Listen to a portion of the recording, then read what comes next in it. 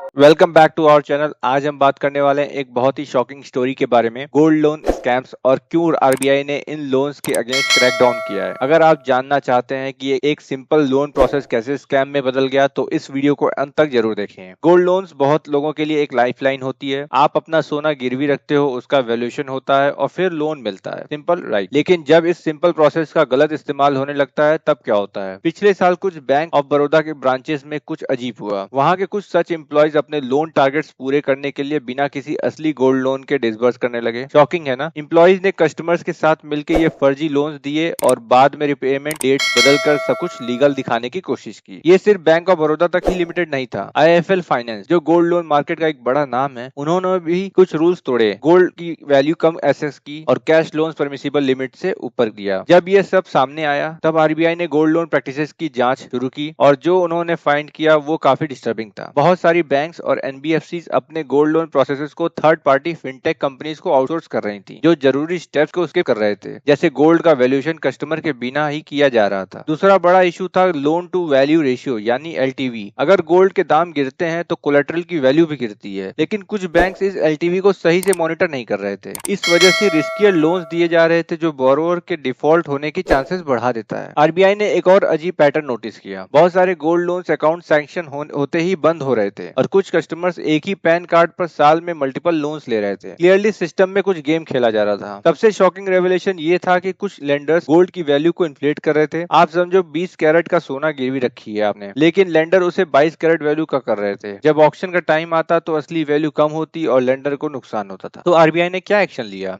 RBI ने banks और NBFCs को 3 महीने का टाइम दिया है अपनी पॉलिसीज को ठीक करने के लिए। उन्हें कहा गया है कि अपने गोल्ड लोन पॉलिसीज को रिव्यू करें, थर्ड पार्टी सर्विसेज को क्लोजली मॉनिटर करिए और सारी गैप को फिल करिए। आज gold loan market 6 lakh crore से भी ज्यादा का है और पिछले 3 सालों में ये 23% के एनुअल रेट से ग्रो किया है। गोल्ड के दाम अभी अपने ऑल टाइम हाई पर हैं। इस बूम के साथ कंपटीशन भी बढ़ गया है, लेकिन इस कंपटीशन के चक्कर में कुछ लेंडर्स अपने टारगेट्स को पूरा करने के लिए रिस्की प्रैक्टिसेस अपना रहे हैं। आरबीआई का ये क्रैकडाउन काफी टाइमली और जरूरी था, लेकिन क्या लेंडर्स सच में अपनी प्रैक्टिसेस को सुधारेंगे? ये तो वक्त ही बताएगा। तब तक हम ये उम्मीद कर सकते हैं कि गोल्ड लोन मार्केट सेफर और ट्रांसपेरेंट बनेगा। अगर आपको ये वीडियो इन्फॉर्मेटिव लगा हो तो कमेंट सेक्शन में जरूर बताएं। वीडियो को लाइक करें, शेयर करें, चलो सब्सक्राइब करना मत भूलिए। Thanks for watching.